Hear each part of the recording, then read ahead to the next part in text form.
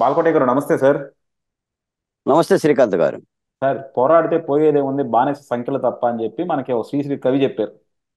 కానీ ఉమ్, నాకు అర్థం కాదు ఏంటంటే సార్, మన ఆంధ్రప్రదేశ్లో గత 5 సంవత్సరాలుగా కనుక మనం చూసుకుంటే రెండు ఉద్యమాలు చాలా బాగా జరిగినాయి. ఒకటి ఉమ్, అమరావతి ఉద్యమం.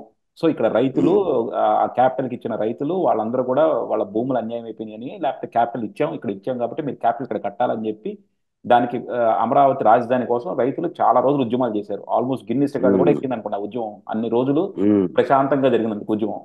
అలాగే ఉమ్, వైజాగ్ స్టీల్ ఇంకో పక్కన, ఎందుకంటే ఉమ్, జగన్మోహన్ రెడ్డి గారు మూడు రాజధానులు అన్నారు. మూడు రాజధానులు అని చెప్పి అక్కడ పెద్దగా ఉన్న వైజాగ్ స్టీల్ ఫ్యాక్టరీని ప్రైవేటైజేషన్ చేయడానికి పూనుకున్నారు. సో దానికి ఉమ్, వ్యతిరేకంగా కూడా ఉద్యమాలు జరిగినాయి. అలాగే ఉమ్, కొన్ని దళితుల మీద దాడులు జరుగుతుంటే వాళ్ళందరూ దానికోసం పోరాడిన వాళ్ళు, దానికోసం అవేర్నెస్ పెంచిన వాళ్ళు కూడా చాలా మంది ఉన్నారు. సో ఈ క్వశ్చన్ నేను ఉమ్, మిమ్మల్ని ఎందుకు అడుగుతానంటే అండి, మీరు అమరావతి ఉద్యమంలో ఉన్నారు. అలాగే ఉమ్, మీరు వైజాగ్ స్టీల్ గురించి కూడా మీరు రకరకాల సభల్లోనూ రకరకాల ప్రదేశాల్లో మాట్లాడారు ప్రజల అవేర్నెస్ పెంచడానికి. అలాగే ఉమ్, దళితుల మీద జరిగిన దాడుల గురించి మీరు ఎప్పటికప్పుడు ప్రజలందరికీ అర్థమయ్యేలా చెప్తా ఉన్నారు. మీరు ఎన్ని ఉమ్, చేస్తున్నారు బానే ఉంది, కాకపోతే ఎంత పోరాడినాళ్ళు మీ వాయిస్ ని ప్రజలకు చెప్పడమే కాదు కదా, దీన్ని ఏం చేయాలి, మనం ఉమ్, చివరికి చట్టబద్ధత తీసుకురావాలి దేనికైనా సరే. సో ఇది ఎప్పుడైతే మీరు వెళ్ళి దీన్ని అసెంబ్లీలో మాట్లాడతారో అప్పుడే దానికి ఒక ఇది వస్తుంది, వాల్యూ వస్తుంది.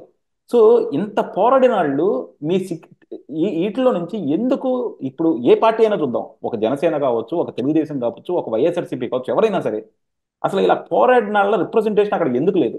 మీరు ఇన్ని పోరాడిన వాళ్ళు టిక్కెట్ల కోసం మీరు ఎందుకు పోరాడలేకపోయారు? శ్రీకాంత్ గారు, చాలా చాలా చాలా చాలా న్యాయబద్ధమైన ప్రశ్న, చాలా ధర్మబద్ధమైన ప్రశ్న, సహేతుకమైన ప్రశ్న, సమాజానికి అవసరమైన ప్రశ్న. అన్ని రాజకీయ పక్షాలు ఆలోచించాల్సిన ప్రశ్న మీరు వేశారు. ఇంకో మాట కూడా చెప్తున్నా. ఎన్నికల తరుణం ఆసన్నమైన తర్వాత కూడా నేను చాలా డిబేట్లో పాల్గొంటున్నాను. బాలకోటయ్య గారు, ఏ రాజకీయ పార్టీ గెలుస్తుంది, ఉమ్, ఏ అభ్యర్థి గెలుస్తుడు, ఎవరెవరికి ఎన్నెన్ని సీట్లు వస్తాయి అని అడిగారే తప్ప, ఉమ్, బాలకోటయ్య గారు, ఆంధ్రప్రదేశ్లో 1600 రోజుల అమరావతి ఉద్యమం జరిగింది కదా. ఆ ఉద్యమంలో భాగస్వామ్యమైన వాళ్ళు, ఆ ఉద్యమాన్ని పాలు పంచుకున్న వాళ్ళు, కష్టపడ్డ రైతులు, మీలాంటి బహుజన కులాల్లో ఎవరికైనా ఉమ్, ఏ రాజకీయ పార్టీ ఎమ్మెల్యే సీట్ ఇస్తుందా? ఉమ్, ఇవ్వమని మీరు అడుగుతున్నారా? పోనీ అడిగారా అని అడిగిన జర్నలిస్ట్ లేడు. ఉమ్, ఎందుకంటే శ్రీకాంత్ గారు, ఒక న్యాయాన్ని మనం అంగీకరించాలి. రాజకీయాలు ఎందుకు కుచించుకుపోయాయో, ఎందుకు మరుగుజ్జిగా మారాయో, రాజకీయాల పట్ల ప్రజలకు ఎందుకు విశ్వాసం దగ్గుతుందో దానికి కూడా నిదర్శనం అమరావతి రాజధాని ఉద్యమానికి సంబంధించిన చరిత్ర.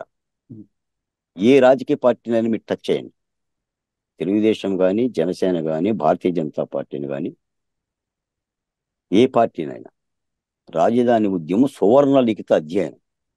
అందులో పాల్గొన్న మహిళామ తల్లులు గొప్ప తల్లులు, పోరాట ధీరులు, లాఠీలకు, చెరలకు, బాధలకు తలొగ్గి పోరాడారు అని చెప్తారు.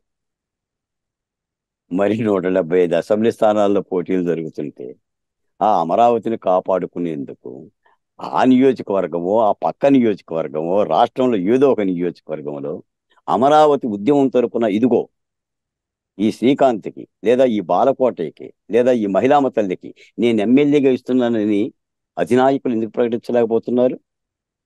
ఎన్ని అమరావతి ఉద్యమ శిబిరాల్లో నాయకులు మాట్లాడలా? ఉమ్, ఆ సభల్లో బాలకోటయ్య కూడా ఉండగా అధినాయకుల పక్కన. ఉమ్,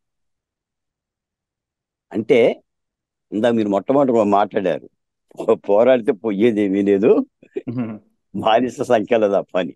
ఉమ్, అంటే వీళ్ళు చట్టసభలకు పోకూడదు, పోరాడితే చట్టసభలకి వెళ్ళే వాళ్ళని గెలిపించాలి, అది కూడా మన బాధ్యత. మనం అదే. వెళ్ళకూడదు, ఉమ్, మనం మనం అక్కడ లోపలికి పోకూడదు, మనం చట్టసభలకు పనికిరాం, ఉమ్. పోరాటానికే పనికొస్తాం, మనం రోడ్, చట్టసభలకు వాళ్ళ పనికి వస్తారు. అదే మనం రోడ్డు మీద వాళ్ళేమో భవనంలో. కాబట్టి ఇప్పుడు కూడా ఉమ్, శ్రీకాంత్ గారు, నేను గత 4 రోజుల నుంచి కూడా ప్రతిపక్ష పార్టీల ముందు ఏదే ఎజెండా మాట్లాడుతున్నాను. ఉమ్, రాజధాని అమరావతి ఉద్యమంలో కానీ, దళిత బహుజన కులాల ఉద్యమంలో కానీ, ఈ ఆకుపచ్చని కండువ స్థానానికి, ఈ ఆకుపచ్చని కండువాకి విలువనివ్వరా?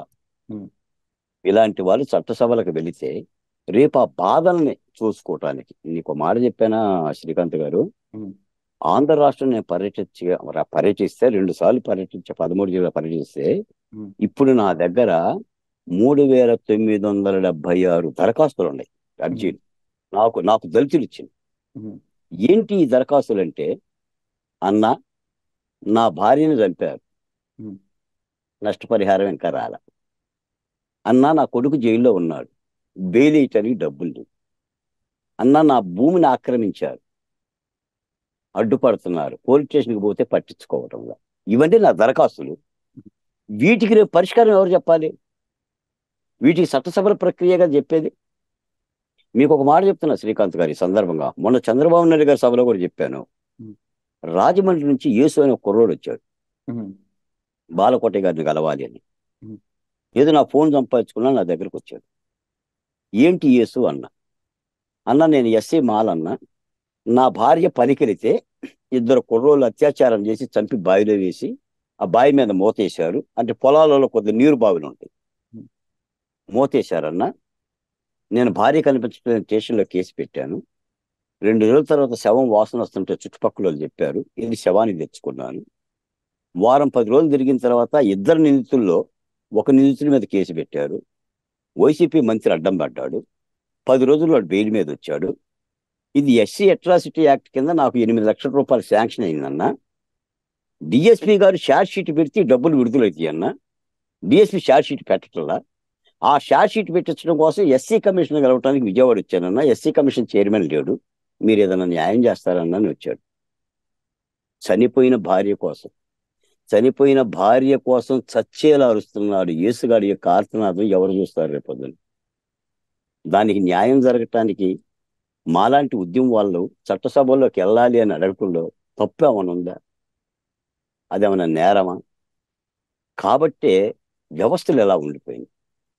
కాబట్టి రేపు కూడా ఈ ఎన్నికల ప్రక్రియ అయిపోయిన తర్వాత కూడా అమరావతి కష్టాలు పూర్తిగా పోతాయని మనమేమి ఆశపడనక్కర్లా. ఈ జరిగిన నేరాలకే ఘోరాలకి పూర్తిగా పరిష్కారం వచ్చేస్తుంది. కాయకల్ప వృక్షంలాగా, అక్షయ పాత్రలాగా అన్ని ఒకసారి ప్రభుత్వ మార్గంలో ధైర్యమంటే మొత్తం మోక్షం వచ్చేస్తుంది అని ఆశపడినక్కర్లా. ప్రజలు పోరాడే వాళ్ళు ఉండాల్సిందే. వ్యవస్థను ఎప్పటికప్పుడు చైతన్యవంతంగా మార్చుకోవాలి. ఆ దిశ కోసమే నేను కూడా మీతో కూడా 2-3 సార్లు మాట్లాడా. మీరు చాలా సహకరించారు.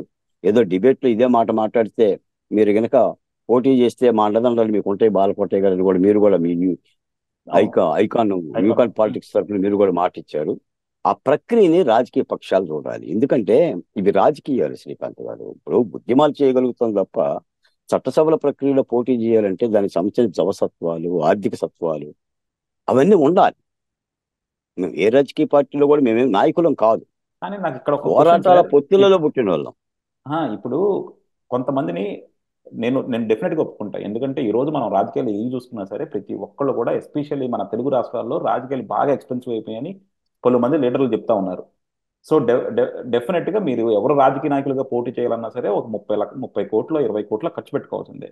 కానీ రాజకీయ పార్టీలు కూడా బాధ్యత ఉంది కదా.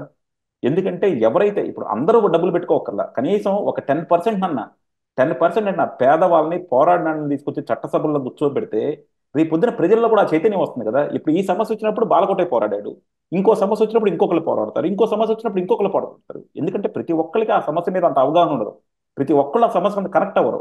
కానీ మీరు పోరాడినప్పుడు మీ పర్సనల్ లైఫ్లో కొన్ని కోల్పోయినప్పుడు, ఈ రోజు నేను మామూలుగా అడుగుతున్నాను సార్, బాలకోటయ్య 5 సంవత్సరాల నుంచి పోరాడుతున్నారు. నీకు తిండి ఎక్కడి నుంచి వస్తుంది, నీకు బట్ట ఎక్కడి నుంచి వస్తుంది, నీ ఖర్చులు ఎక్కడి నుంచి వస్తున్నాయి? ఇవన్నీ వదులుకునే కదా. లేకపోతే మీకున్న ఎక్స్పీరియన్స్కి, మీకున్న సబ్జెక్ట్కి మీరు ఏ విలేకరుగా చేసుకున్నా సరే మీకు నెలకు 1 లక్ష రూపాయలు అయితే వస్తాయి కదా. ఇవన్నీ వదులుకొని మీరు పార్టీ ప్రజల కోసం పోరాడుతున్నప్పుడు దీన్ని గుర్తించి గౌరవించి కాపాడాల్సిన బాధ్యత కూడా పొలిటికల్ పార్టీలది కదా. కా శ్రీకాంత్ గారు, నేను ఒక పేపర్ ఎడిటర్ని. ఉహు. నెలకి 1 లక్ష రూపాయలు వస్తాయి మీరు అన్నట్టుగా. అసలు లక్ష తర్వాత సంగతి. అసలు నేను బతుకుంటే కదా, అదే. ఆ. అసలు నేను బతుకుంటే కదా, నన్ను వేటాడారు కదా. ఏదో మండోలము పాతకాలపు మనుషులమైపోయి పాత కమ్యూనిస్ట్ నాయకులతో వాళ్ళతో సావాసాలు చేసి ఆ గుండె ధైర్యంతో బతకటమే తప్ప ఏముంటుంది? సుధాకర్ని చంపితే ఏం చేశాం? ఇప్పుడు ఈ రోజున ఏమైందంటే, ఇది దాదాపు ఒక 20 దశాబ్దాల క్రితం రాజకీయ పార్టీలకి ఈ కోణం ఉండేది శ్రీకాంత్ గారు. ఉహు. ఖచ్చితంగా ప్రజానాయకులుగా ప్రజల్లోనూ గ్రామాల్లోనూ ఉద్యమాల్లో వచ్చే వాళ్ళకి వాళ్ళు చూసి ఎమ్మెల్యే టికెట్లు ఇచ్చేవాళ్ళు. స్వర్గీయ ఎన్టీ రామారావు అట్నే ఇచ్చారు. అవును. అంతకుముందు నాయకులు కూడా అలాగనే ఇచ్చారు. ఇప్పుడు రాజకీయాలు మార్చిపోయి రూపాయి బిళ్ళ మీద నడుస్తున్నాయి. భూమి గనక సూర్యుడు చుట్టూ తిరిగినట్టుగా రాజకీయ రంగుల రాట్నం రూపాయి అంశం మీద తిరుగుతుంది. కాబట్టి రాజకీయాలు మనం అసహించుకుంటున్నాం. అవును. ఈ రోజున ఒక డాక్టర్ అవుదాం అనుకుంటున్నాడు, ఒక యాక్టర్ అవుదాం అనుకుంటున్నాడు, ఒక ఇంజనీర్ అవుదాం అనుకుంటున్నాడు తప్ప రాజకీయ నాయకుడు అవుదాం అనుకుంటున్నాడు ఎవడన్నా? ఎవరు లేరు. అనుకోగలడా? డబ్బులుంటే డబ్బులు పోగొట్టుకోవడానికి అవుతారు. అంటే రాజకీయం కూడా వ్యాపారం అయిపోయింది. అవును. వ్యాపారం అయిపోయింది. వ్యాపారంలో వచ్చిన డబ్బు కోసం కాపాడుకోవటానికి అదొక రక్షణ కవచం అయిపోయింది. ఒక ఎమ్మెల్యే అయిపోతే, ఒక ఎంపీ అయిపోతే ఐపీఎస్ ఐఏఎస్ వాడి దగ్గర ఉంటుంది ఇంటి ముందు. ఉహు. ఇంకా వాడికి అయ్యే రక్షణ బలగాలు. నీకు ఆ 2 పదవులు లేకపోతే వాళ్ళు నీకు సలాం కొట్టరు కదా. అందుకని ప్రజలకి ఈ పరిస్థితి వచ్చింది. కానీ ఇదొక నిజ కరెక్ట్ అయిన పద్ధతి కాదు. ఖచ్చితంగా ఒక పార్టీకి విశ్వసనీయత ఉండాలంటే, విశ్వాసం ప్రజల్లో ఉండాలంటే ఖచ్చితంగా ఉద్యమాల్లో ఖచ్చితంగా పనిచేసే అంతే అవును. తప్ప ఏదో 4 రోజులు డిబేట్ పెట్టిన వాళ్ళు. నేను నిన్న ఒక డిబేట్లో మాట్లాడుతుంటే పలానా ఎమ్మెల్యే గారికి ఎమ్మెల్యే సీట్ ఇచ్చారు కదండి, అమరావతి వచ్చింది కదండి అని మాట్లాడారు అవతల పార్టీ అతను. ఉహు. గాంధీ గారు కూడా సభ పెట్టినప్పుడు అంట చూడటానికి ఒకడు పోయిండంట. ఉహు. సభ అయిపోయిన తర్వాత స్వాతంత్ర సమరయోధులు పెన్షన్లు తీసుకుంటుంటారు వాళ్ళు. అవును. ఏం చేశారు తాత అంటే, ఆ రోజు గాంధీ గారు మన ఊరు వచ్చినప్పుడు చూడటానికి పోయాను అంటాడు. ఉమ్. అమరావతికి చాలా మంది వచ్చారు. ఇప్పుడు అంటే పేరు పేరు రాజకీయ నాయకులు పేరు ఎందుకు చెప్పాలి? తెలుగుదేశం పార్టీ నాయకులు వచ్చారు, జనసేన నాయకులు వచ్చారు, ఉమ్. వైసీపీ రాలేదే కానీ బీజేపీ నాయకులు వచ్చారు. ఎందుకు ఇప్పుడు వాళ్ళకి వైఎస్ఆర్సీపీ. సీట్లు ఇస్తే వాళ్ళు కాదు, వాళ్ళకి సీట్లు ఇస్తే వాళ్ళు ఉద్యమ తరపున ఎమ్మెల్యే అభ్యర్థులు అవుతారా? ఉమ్. ఇప్పుడు ఉద్యమాల్లో పాల్గొన్న వాళ్ళకి ఇయ్యండిరా బాబు అంటే ఉమ్. వాళ్ళ పార్టీ అభ్యర్థుల పేరు చెప్పి మేము ఇచ్చాం కదండి అంటున్నారు. ఉమ్. అందుకని అది పరిస్థితి. అందుకని ఈ కొద్దిగా నిజంగా ఇది మొత్తం రాష్ట్ర వ్యాప్తంగా చర్చ జరుగుతుంది శ్రీకాంత్ గారు. జరగాలి సార్. ఉద్యమాల్లో పాల్గొన్న ఉమ్. వాళ్ళకే రాజకీయ పార్టీలు ఏం విలువలు ఇచ్చినాయి ఏంటది? అది విశాఖ స్టీల్ పోరాటమైనా, లేదంటే అమరావతి పోరాటమైనా, లేదంటే మా దళిత బహుజన కులాల యొక్క అట్రాసిటీ పోరాటమైనా. శ్రీకాంత్ గారు ఒక మాట చెప్తాను శ్రీకాంత్ గారు, ఒక్క మాట మాత్రం మీరు వినాలి. ఈ రోజున ఈ రాష్ట్ర ప్రభుత్వ ఓటమికి ప్రధానమైన కారణం రాజకీయ ప్రతిపక్షాలు కాదు సార్. డాక్టర్ సుధాకర్ గారి యొక్క మరణం ఒక ఆర్తనాదం.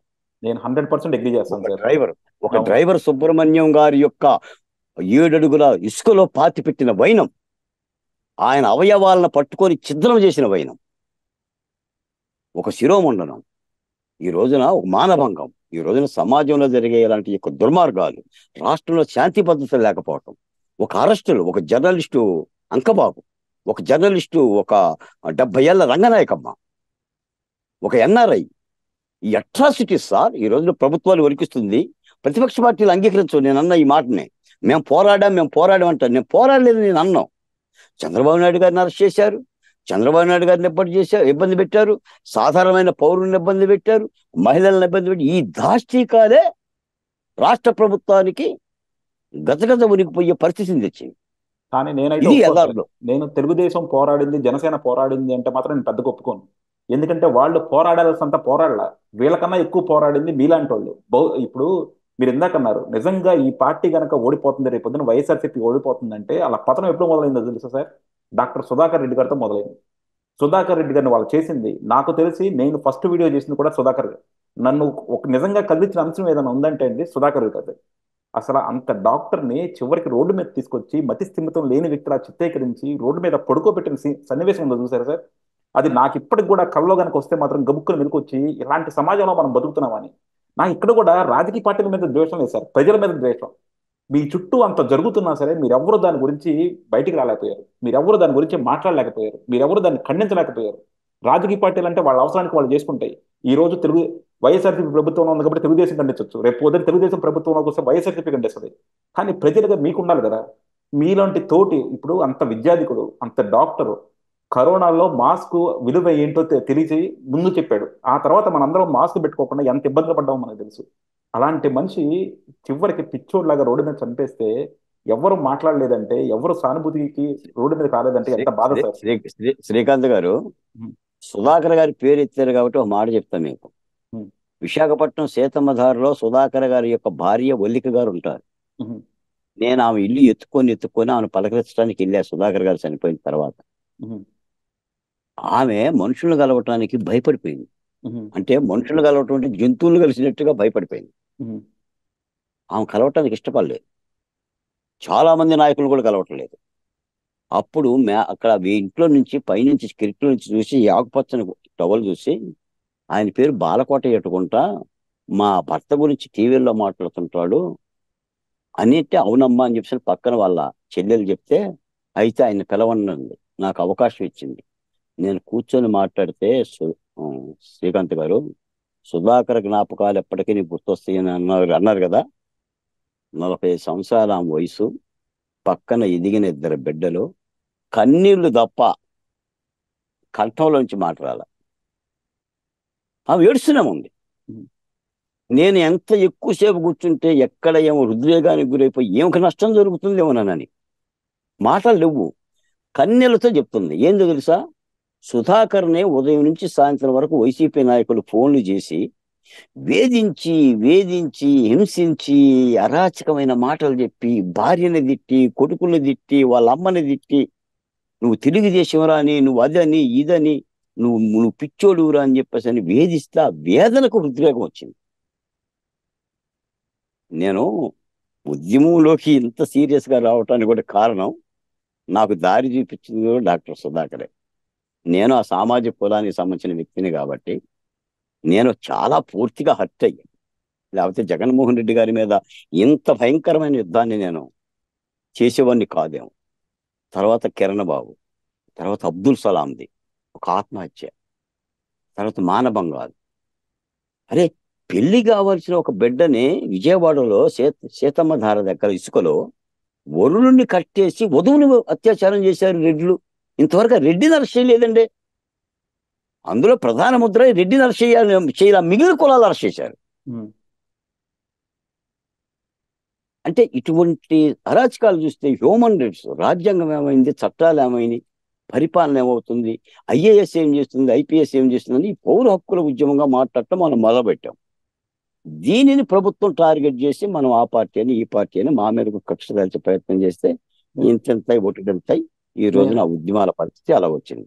అదే సార్, మన మన రాష్ట్రంలో కానీ మన దేశంలో కానీ దౌర్భాగ్యం ఏంటంటే, ఇప్పుడు తప్పు జరుగుతుందని మాట్లాడామంటే మనం ఏదో ఒక పార్టీకి అంటగడతారు. ఈ రోజు మనం అందరం వైఎస్ఆర్సీపీని విమర్శిస్తున్నాం. రేపు పొద్దున తెలుగుదేశం జనసేన ప్రభుత్వంలోకి వస్తే వాళ్ళని అంతే విమర్శిస్తాం.